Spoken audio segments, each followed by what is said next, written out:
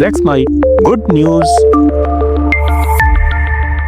बिहार के सिवान जिले के छोटी सी गांव में पले बढ़े प्रिंस शुक्ला ने पढ़ाई पटना यूनिवर्सिटी से की। आगे की पढ़ाई के लिए उन्हें विदेश से ऑफर मिला था, लेकिन कोविड के चलते सब कुछ ठप हो गया। इसी दौरान उन्होंने अपने गांव लौटकर देखा कि किसान आधुनिक कृषि तकनीक से दूर हैं। खेती अब भी पुराने तरीके से की जा रही थी, जिससे उपज कम और खर्चा ज्यादा था। उसी क्षण उन्होंने ठान लिया कि वे गांव में रहकर किसानों के लिए कुछ नया करेंगे। साल 2020 में उन्होंने महज 1 लाख रुपए की पूंजी से एग्रेट नामक एग्री स्टार्टअप की शुरुआत की। इस स्टार्टअप का मकसद किसानों को प्रशिक्षण, तकनीकी सहायता और नवीन कृषि उपकरण उपलब्ध कराना था। शुरुआत में उन्हें कई चुनौतियों का सामना करना पड़ा। पूंजी की कमी, ग्रामीण क्षेत्रों में इंटरनेट की समस्या और आधुनिक खेती के प्रति लोगों की झिझक। लेकिन प्रिंस ने हार नहीं मानी। उन्होंने गांव-गांव जाकर किसानों से बात की, उन्हें दिखाया कि सही तकनीक अपनाने से किस तरह उनकी फसल और आमदनी दोनों बढ़ सकती हैं। एग्रेट ने किसानों को सस्ती दरों पर बीज, उर्वरक और सेंसर आधारित तकनीक मुहैया कराई, जिससे खेत की नमी, तापमान और मिट्टी की गुणवत्ता का त्वरित आकलन हो सके। इसका सीधा फायदा किसानों को मिला। उनकी उपज में औसतन 35% की वृद्धि हुई, जबकि उत्पादन लागत में 20% की कमी आई। आज एग्रेट के साथ बिहार और झारखंड के 10,000 से अधिक किसान जुड़े हुए हैं। प्रिंस कहते हैं, मेरा सपना था कि मेरे गांव के किसान आत्मनिर्भर बने। अगर शहर जाकर नौकरी करनी होती तो शायद उतनी तसल्ली कभी नहीं मिलती जितनी अब मिलती है जब कोई किसान कहता है कि उसकी आमदनी बढ़ गई। उनके प्रयासों की चर्चा धीरे धीरे बड़े उद्योगों तक पहुंची। हाल ही में एग्रेट ने आईटीसी, पार्ले और गोदरेज जैसी कंपनियों से साझेदारी की है। इन कंपनियों के सहयोग से अब एग्रेट किसानों के उत्पादों को सीधे बाजार तक पहुंचाने पर काम कर रहा है, जिससे बिचौलियों की भूमिका घट रही है और किसानों को उनके उत्पाद का सही मूल्य मिल रहा है। महज 4 साल में जो कंपनी 1 लाख रुपए से शुरू हुई थी, उसकी वैल्यूएशन अब 2.5 करोड़ रुपए तक पहुंच चुकी है। प्रिंस ने इस सफलता को सिर्फ व्यापार नहीं बल्कि सामाजिक आंदोलन का रूप दिया है। उन्होंने ग्रामीण युवाओं के लिए रोजगार के नए अवसर पैदा किए हैं। उनकी टीम में अब 30 से अधिक युवा काम कर रहे हैं, जो डेटा एनालिसिस, प्रशिक्षण और सप्लाई चेन मैनेजमेंट जैसे क्षेत्र संभालते हैं। कृषि विशेषज्ञ मानते हैं कि बिहार जैसे राज्य में ऐसे स्टार्टअप ग्रामीण अर्थव्यवस्था की रीढ़ को मजबूत कर सकते हैं। राज्य की 80% आबादी खेती पर निर्भर है, परंतु तकनीकी कमी और संसाधनहीनता के कारण किसानों को अक्सर नुकसान झेलना पड़ता है। ऐसे में एग्रेट जैसे मॉडल युवा उद्यमियों के लिए प्रेरणा का स्रोत बन रहे हैं। प्रिंस शुक्ला की कहानी इस बात का प्रमाण है कि बदलाव का बीज वहीं बोया जा सकता है जहां सबसे ज्यादा जरूरत हो। उन्होंने दिखाया कि अगर सोच साफ हो और इरादे मजबूत हों तो एक गांव का युवा भी लाखों लोगों की जिंदगी में हरियाली ला सकता है। Called Dehati, this 24-year-old earns rupees 2.5 crore from his village. A BSc agricultural graduate, Bihar's Prince Shukla had landed a job in Bengaluru while preparing for a scholarship to Switzerland. But when COVID hit, that dream came to a dead end. Heartbroken, Prince returned to Bihar and started working remotely. Little did he know this move would change his life forever. In his village, Prince saw how farmers still lacked basic equipment, good quality seeds, and were stuck with outdated farming methods, trapped in poverty. He decided to do something about it. With rupees 1 lakh borrowed from his father, he launched Agrate. His goal? To help small farmers access affordable farming tools like high quality seeds, drip irrigation and eco-friendly fertilizers. But he didn't stop there. He began training farmers in grafting, multi-cropping and sustainable tech that boosted their yields and doubled their profits. He even helped Odisha farmers grow makhana despite language barriers. Today, big players like ITC, Godrej and Parle collaborate with Agrate to boost their produce. Over 10,000 farmers empowered, turnover rupees 2.5 crore and rising. But the journey wasn't easy. Prince was mocked, doubted but never gave up. From Dehati to disruptor, he is proving one thing. The soil he returned to isn't just growing crops, it's growing change. 13 नवंबर 1980 का दिन मानव अंतरिक्ष इतिहास में वैज्ञानिक प्रगति की नई दिशा लेकर आया। नासा का वॉयेजर 1 यान उस दिन शनि ग्रह के करीब पहुंचा और उसने पहली बार इस ग्रह और उसके छल्लों की बारीक तस्वीरें पृथ्वी तक भेजी।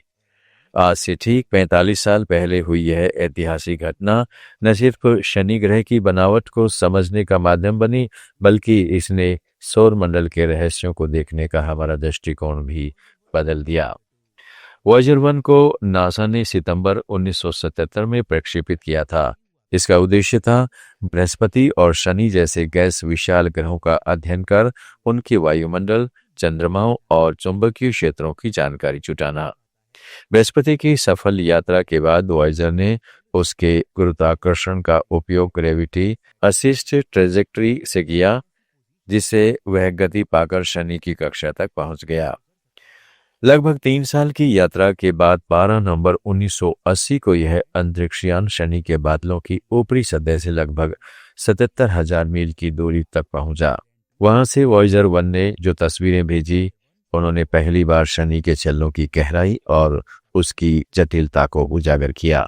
पहले यह माना जाता था कि शनि के छल्ले एक समान हैं, लेकिन तस्वीरों में कई पतले और असमान छल्ले दिखाई दिए। वैज्ञानिकों ने देखा कि इन छल्लों में सूक्ष्म बर्फ के कणों, गैस और धूल के मिश्रण से सुंदर रचनाएं बनती हैं जो निरंतर गति में है। उन तस्वीरों ने यह भी स्पष्ट किया कि शनि के छल्ले संभवतः इसके किसी पुराने उपग्रह के विखंडन से बने होंगे। वॉयेजर 1 के उपकरणों ने शनि और उसके सबसे बड़े चंद्रमा टाइटन के वायुमंडल का विस्तृत अध्ययन किया, जहां से पता चला कि शनि के ऊपरी वायुमंडल लगभग 93% भाग हाइड्रोजन से और लगभग 7% हीलियम से बना है। वैज्ञानिकों ने उम्मीद जताई थी कि यह अनुपात बृहस्पति और सूर्य के समान होगा, लेकिन हीलियम की कम मात्रा ने नई जिज्ञासाओं को जन्म दिया।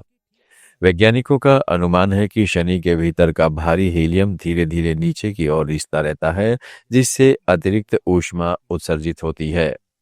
यही कारण है कि शनि सूर्य से मिलने वाली ऊष्मा से कहीं अधिक ऊर्जा बाहर भेजता है। इस मिशन के दौरान शनि पर उच्च गति की हवाओं को भी मापा गया। भूमध्य रेखा के पास हवाओं की रफ्तार लगभग 500 मीटर प्रति सेकंड यानी करीब 1100 मील प्रति घंटे दर्ज की गई, जो पृथ्वी की तुलना में कहीं ज्यादा तेज है। इन हवाओं की दिशा मुख्य रूप से पूर्व की ओर थी। वॉयेजर मिशन ने शनि के दिन की लंबाई मापी, जो 10 घंटे 39 मिनट 24 सेकंड निकली। इन आंकड़ों ने ग्रह की घूर्णन और मौसम प्रणाली के बारे में नई जानकारी दी। वहीं वैज्ञानिकों के लिए सबसे रहस्यमय खोजों में से एक थी शनि पर पाए गए पराबैंगनी विकिरण, जो पृथ्वी की तरह ध्रुवीय ज्योति के समान थे। लेकिन पृथ्वी के विपरीत शनि पर ये ज्योतियां केवल ध्रुवों पर ही नहीं बल्कि मध्य अक्षांशों पर भी दिखाई दी। इसे यह प्रश्न उठ खड़ा हुआ कि आखिर इन चमकदार घटनाओं का कारण क्या है, क्योंकि प्रचलित सिद्धांत के अनुसार इलेक्ट्रॉनों और आयनों की बमबारी केवल ध्रुवीय क्षेत्रों पर होनी चाहिए। वॉयेजर 1 की यह यात्रा यहीं समाप्त नहीं हुई। शनि के बारीक अवलोकन के बाद उसने सौरमंडल के बाहरी हिस्सों की ओर अपनी राह पकड़ी। दशकों बाद भी यह अंतरिक्षयान सक्रिय है और मानव निर्मित सबसे दूर स्थित वस्तु बन चुका है। 2025 में भी वॉयेजर 1 पृथ्वी से अरबों किलोमीटर दूर स्थित अंतर तारकीय अंतरिक्ष में पृथ्वी की ओर संदेश भेज रहा है। वॉयेजर मिशन ने मानवता को यह समझाने में मदद की है कि हमारा सौरमंडल कितना जटिल और रहस्यमय है। आज जब हम अंतरिक्ष की गहरी खोजों के युग में प्रवेश कर चुके हैं, तब भी 45 साल पहले शनि के छल्लों की वह पहली झलक हमारे वैज्ञानिक इतिहास का सबसे प्रेरणादायक अध्याय बनी हुई है। Defying man since the dawn of history. Saturn bears the name of the mythological god of the harvest, who reigned in the Golden Age. Traveling at more than 55,000 miles per hour, Voyager 1 arrived in November of 1980, only 12 miles off course after an interplanetary journey of more than 1 billion miles. Voyager's instruments found Saturn's atmosphere to be a cold ball of hydrogen and helium gases, racked by huge whirling storms and whipped by winds of up to 1,100 miles per hour.